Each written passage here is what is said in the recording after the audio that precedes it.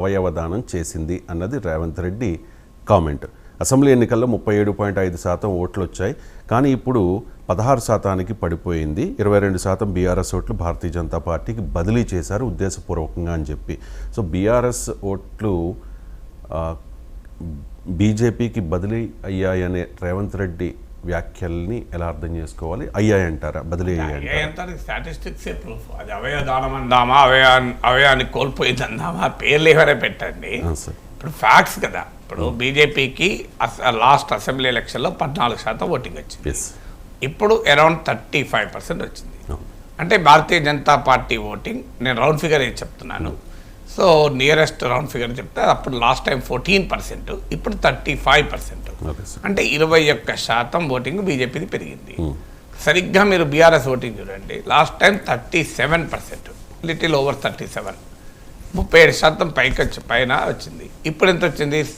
Nearly 17% వచ్చింది. 21 తగ్గింది. So అంటే 20% తగ్గింది. 17 20 కదా. సో క్లియర్గా బీఆర్ఎస్ 20% తగ్గింది, బీజేపీది 21% పెరిగింది. మీకు కాంగ్రెస్ ఓటింగ్లో తేడా లేదు. లాస్ట్ టైం 39% కన్నా కాస్త ఎక్కువ వచ్చింది బీజేపీ కాంగ్రెస్కు, ఈసారి 40% కన్నా కాస్త ఎక్కువ వచ్చింది. అంటే లెస్ దెన్ 1% కాంగ్రెస్ పెరిగింది.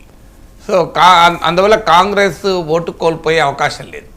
పోతే కొంతమంది కాంగ్రెస్కు పోవచ్చు, కొంత రావచ్చు, బట్ ఓవరాల్గా Congress vote stable. So Congress vote stable కనుకనే కాంగ్రెస్ సీట్లు 2019లో 3 సీట్లు ఉంటే ఇప్పుడు 8 సీట్లకు పెరిగారు. సో కాంగ్రెస్ ఓట్ స్టేబుల్ ఉంది. అంటే బీఆర్ఎస్ బీజేపీ చెప్పినట్లు 6 నెలల్లోనే తీవ్ర వ్యతిరేకత రేవంత్ ప్రభుత్వం ఎదుర్కొంటోంది, కాంగ్రెస్ పార్టీ ఎదుర్కొంటోంది అనేది నిజం కాదు, తేలిపోయింది కదా. సో అందువల్ల ఇప్పటికిప్పుడు నేను చాలాసార్లు ఇక్కడే మాట్లాడుతూ చెప్పాను మన డిస్కషన్లోనే, ఈ 6 నెలలు ఇది వెరీ స్మాల్ పీరియడ్. మనం టు అసెస్ రేవంత్ రెడ్డి అన్న రేపు చంద్రబాబు నాయుడు కూడా అలా అసెస్ చేయకూడదు. We should give sufficient time. అందువల్ల ఇప్పటికిప్పుడు వ్యతిరేకత రాదు అని మొదట చెప్తున్నాం. అదే మీకు రిజల్ట్స్లో కనబడ్డది.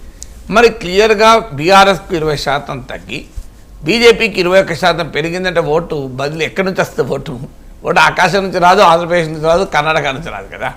ఓటు వేసే వాళ్ళు తెలంగాణ ప్రజలే కదా. అసెంబ్లీ ఎన్నికల్లో బీఆర్ఎస్కు ఓటు వేసిన 20% ప్రజలు చాలా స్పష్టంగా ఈ పార్లమెంట్ ఎన్నికల్లో బీజేపీకి ఓటేశారు. అయితే రేవంత్ రెడ్డి దాన్ని అవయదానం అనొచ్చు, కానీ బీఆర్ఎస్ నాయకత్వమే తనకున్న 20% అదేదో మహర్షిలాగా శరీరాన్ని కోసి బీజేపీకి ఇచ్చేస్తారా? దానివల్ల బీఆర్ఎస్ మనగడే ప్రశ్నార్థకమవుతుంది కదా. అందువల్ల ఏ పార్టీ చేయదు, ఏ నాయకుడు చేయడు. అందువల్ల రాజకీయ స్టేట్మెంట్లు పార్టీలు నాయకులు ఇస్తుంటారు, దీని వెనకాల కాన్స్పిరసీ ఉంది అని అనుకోను. అంటే బీఆర్ఎస్ కావాలనే తనకు తాను కొవ్వొత్తులా కరిగిపోయి దాదాపు ఎక్కడా కూడా సెకండ్ పొజిషన్లో కూడా లేకుండా చేసుకొని బీజేపీకి బలాన్నంతా సమకూర్చి పెడుతుందా? అంత అమాయకంగా బీజేపీకి ఎందుకు చేస్తుంది? ఒకవేళ బీజేపీకి బీఆర్ఎస్ కనుక ఏదైనా రహస్య డీల్ ఒప్పందం ఉండుంటే 1-2 సీట్ల బీఆర్ఎస్ కూడా గెలవాలి కదా. ఏకపక్షంగా కాంగ్రెస్ బీజేపీకి బీఆర్ఎస్ తన ఓట్లన్నీ తీసుకెళ్ళి గుత్తగా పెట్టదు కదా. ఏమైనా ఉంటే మ్యూచువల్ అండర్స్టాండింగ్ ఉంటే అప్పుడు కనీసం కొన్ని సీట్లలో అయినా బీజేపీ బీఆర్ఎస్కి ఇవ్వాలి. కానీ అది కూడా జరగలేదు కదా. అలా జరిగి ఉంటే బీఆర్ఎస్ మెదక్ లాంటి సీటు ఇంకో సీటు ఎక్కడో ఒకసారి గెలవాలి కదా. అందువల్ల బీజేపీ బీఆర్ఎస్ మధ్య రహస్య డీల్ ఉంది అన్నది నిజం కాదు, కాన్స్పిరసీ థియరీ నిజం కాదు. బీఆర్ఎస్ అవయదానం చేసి తన ఓట్లను తీసుకెళ్ళి బీజేపీకి వేయించిందని నిజం కాదు. ప్రాక్టికల్గా కూడా ఒక పార్లమెంట్ కాన్స్టిట్యున్సీలో లాక్ స్టాక్ అండ్ బ్యారల్ అంటారు ఇంగ్లీష్లో, గంపగుత్తగా తీసుకెళ్ళేయడం అనేది ప్రాక్టికల్గా సాధ్యం కాదు. అయితే స్థానికంగా ఉన్న బీఆర్ఎస్ నాయకులు మాత్రం డెఫినెట్గా బీజేపీ వైపు ఓటు వేసినా మంచిదే, మాకు వేయకపోయినా అనే వైఖరి తీసుకున్నారు. ఎందుకు తీసుకున్నారంటే అది బీఆర్ఎస్ నాయకుల స్థానిక నేతలు, అంటే ఓడిపోయిన ఎమ్మెల్యేలు ఇతర పార్టీల నేతలు వాళ్ళ అభిప్రాయం ఏంటంటే ఇప్పుడు కాంగ్రెస్ బీజేపీ రెండిట్లో ఏదో ఒక పార్టీ గెలిచినట్లు, మేమైతే గెలవము. సో మేము గెలిచే సీన్ లేదు. మేము గెలిచే సీన్ లేనప్పుడు మాకు వీళ్ళిద్దరిలో ఎవరు గెలిస్తే రాజకీయంగా ప్రయోజనం. కాంగ్రెస్ కనుక గెలిచిందనుకోండి, కాంగ్రెస్ ఎంపీ ఉంటాడు, కాంగ్రెస్ ఎమ్మెల్యే ఉంటాడు, కాంగ్రెస్ ముఖ్యమంత్రి ఉంటాడు. అప్పుడు స్థానిక సంస్థల ఎన్నికలు అక్టోబర్లో సెప్టెంబర్లో జరుగుతాయి. స్థానిక సంస్థల ఎన్నికల్లో స్థానిక పార్టీ నేతలకు చాలా కీలకం. అంటే తమ అసెంబ్లీ సెగ్మెంట్లో ఉన్న సర్పంచ్లు, ఎంపీటీసీలు, జెడ్పీటీసీలు, వార్డు మెంబర్లు, మున్సిపల్ చైర్మన్లు ఉండడం అనేది ఒక ఎమ్మెల్యే రాజకీయ ఉనికికి చాలా చాలా కీలకం. అందువల్ల రాష్ట్ర స్థాయిలో ఉన్న మీడియాను, రాష్ట్ర స్థాయిలో ఉన్న నాయకులు లోకల్ బాడీస్ ఎలక్షన్స్ సీరియస్గా తీసుకోకపోవచ్చు, కానీ లోకల్ లీడర్స్ చాలా సీరియస్గా తీసుకుంటారు. ఎందుకంటే వాళ్ళకి అది లైఫ్ అండ్ డెత్ అవుతుంది కనుక. అందువల్ల కాంగ్రెస్ కనుక గెలిస్తే రేపు మాకు స్థానిక సంస్థలు ఇబ్బంది అవుతుంది అనేది బీఆర్ఎస్ నేతల అభిప్రాయం. బీజేపీ గెలిచిందనుకోండి ఏమీ కాదు, ఎందుకంటే బీజేపీ ఏదో ఎంపీ ఎన్నికలు, మోడీ ప్రభావము, హిందుత్వ ప్రభావంతో గెలిచారు. అయినా బీజేపీకి స్థానిక లీడర్షిప్ లేదు, లోకల్ లీడర్షిప్ లేదు. వాళ్ళ ఎమ్మెల్యేలకు, ఎంపీలకు, అభ్యర్థుల కొరకు ఇతర పార్టీల వాళ్ళని తీసుకొచ్చి పెట్టుకున్నారు. అందువల్ల వాళ్ళకి ఆ సీన్ లేదు కనుక రేపు వాళ్ళు పార్లమెంట్ ఎన్నికలకు గెలిచినా స్థానిక సంస్థలకు వచ్చే వరకు మాకు ఛాలెంజ్గా ఉండరు అన్నది బీఆర్ఎస్ వాళ్ళ నమ్మకం. ఆ నమ్మకం రియాలిటీ కూడా కొంత, ఎందుకంటే ఇవాళ మీరు ఇప్పుడు ఎమ్మెల్సీ ఎన్నికల కౌంటింగ్ జరుగుతుంది. ఇప్పటి వరకు ఉన్న ట్రెండ్ అయితే కాంగ్రెస్ బీఆర్ఎస్ల మధ్య పోటీ ఉంది, బీజేపీ లేదు. మీకు చాలా ఆసక్తికరమైన ఫలితం ఇది. మీకు మహబూబ్ నగర్ స్థానిక సంస్థల ఎమ్మెల్సీ ఎన్నికలు జరిగాయి, అక్కడ బీఆర్ఎస్ గెలిచింది. అదంటే పోనీయండి, అది ఎన్నికైన ప్రజాప్రతినిధులు ఓట్లేస్తారు. గ్రాడ్యుయేట్లు ఓట్లేసిన ఖమ్మం, నల్గొండ, వరంగల్ స్థానంలో ఇవాళ పార్లమెంట్ ఎన్నికల్లోమో బీజేపీకి ఇంత భారీగా 35% ఓట్లు, 8 సీట్లు వస్తే ఇలా ఖమ్మం, నల్గొండ వరకు నాకున్న సమాచారం మళ్ళీ కరెక్షన్ చేయాలి. యాజ్ ఆఫ్ టుడే పోటీ కాంగ్రెస్కు, బీఆర్ఎస్కు ఉంది, బీజేపీ లేదు. బీజేపీ 3rd పొజిషన్లో ఉంది. లాస్ట్ కూడా చూద్దాం ఎలా ఉంటుందో.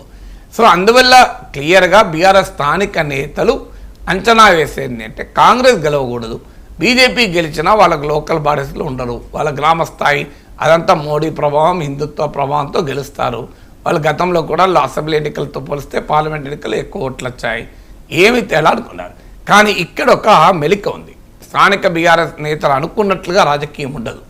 ఏం జరగవచ్చు అనేది ఈలోగా గనక, అంటే ఇప్పుడు పార్లమెంట్ ఎన్నికలకు, స్థానిక సంస్థల ఎన్నికలకు మధ్య గనక ఆపరేషన్ లోటస్ మొదలైంది అనుకోండి, అక్కడ కాంగ్రెస్ మొదలు పెడతారు, ఇద్దరు కలిసి ఆపరేషన్ బీఆర్ఎస్ మొదలు పెట్టారనుకోండి, కాంగ్రెస్ వాళ్ళు కొంతమంది లాక్కెళ్ళిపోతారు, బీజేపీ వాళ్ళు కొంతమంది లాక్కెళ్తే బీఆర్ఎస్కు నాయకులే ఉండకపోతే రేపు ఆడ స్థానిక సంస్థల్లో కూడా రేపు బీజేపీ గెలవచ్చు.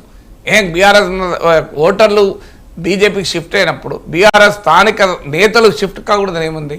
అల్టిమేట్గా రాజకీయ నాయకులు మేము ప్రజలు ఎక్కడ ఉంటే అక్కడ ఉంటామంటారు. వాళ్ళు బహిరంగానే చెప్పుకుంటారు కదా, ప్రజల మనోభావాలకు అనుగుణంగా మేము ఉంటామని. సో ప్రజల మనోభావాలు బీజేపీ వైపు ఉన్నాయి కనుక మేము అటు పోతున్నామని పోలవరం పోయారనుకోండి, బీఆర్ఎస్ పరిస్థితి ఏంటి?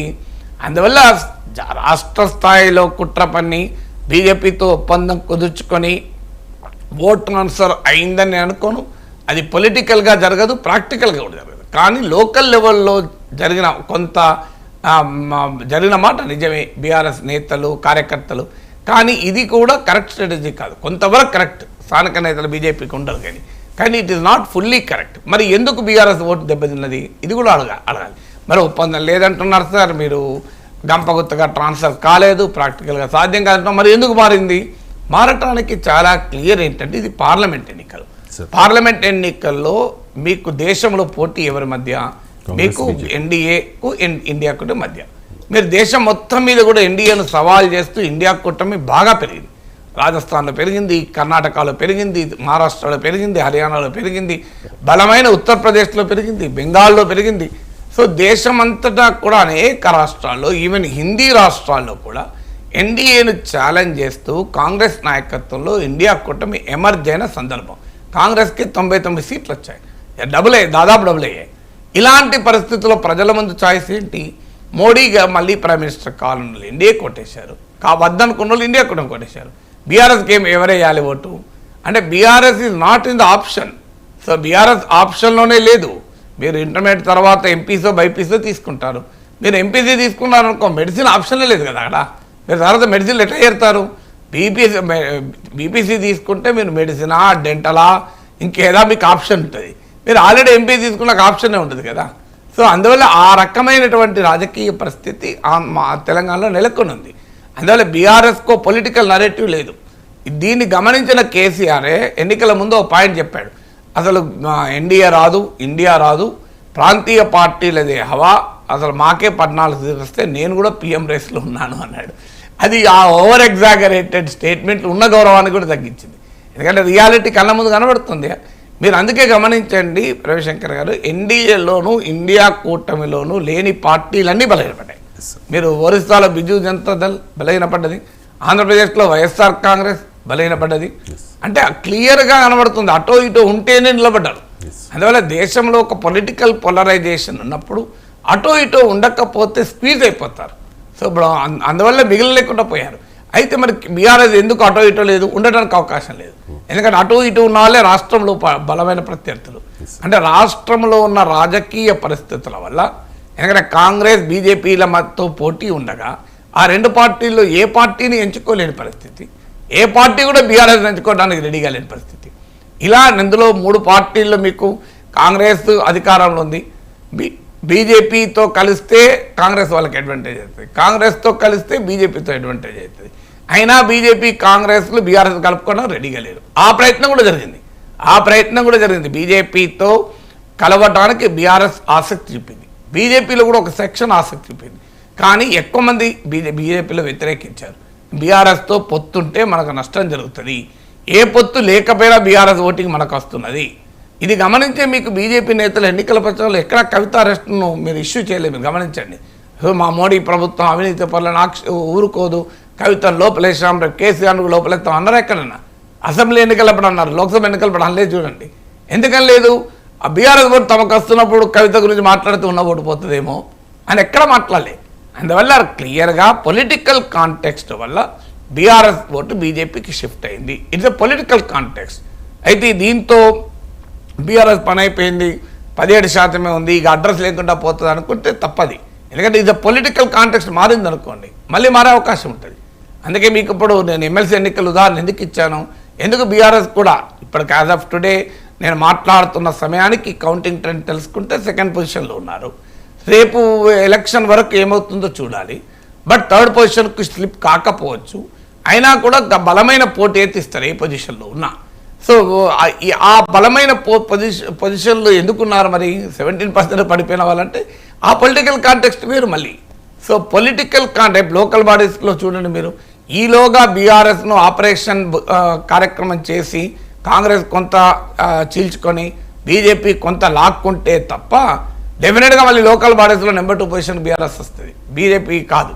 ఈలోగా జరిగితే మళ్ళీ బీజేపీ ఎమర్జ్ కావచ్చు. అందువల్ల చాలా క్లియర్గా నేషనల్ పొలిటికల్ నరేటివ్ లేని కారణాన నేషనల్ పొలిటికల్ కాంటెక్స్ట్లో బీఆర్ఎస్ ఇర్రెలవెంట్ కావడం వల్ల ఈ పరిస్థితి వచ్చింది తప్ప బీఆర్ఎస్ ఏదో మూకుమ్మడిగా బీజేపీకి తన ఓట్లు తీసుకుపోయి వేస్తే ఆ పార్టీ మనగర ఆ పార్టీ నాశనం చేసుకుంటుందా? Right sir. ఇక దేశవ్యాప్తంగా కాంగ్రెస్ ప్రభావం పెరిగింది, మంచి నెంబర్ అంటే 2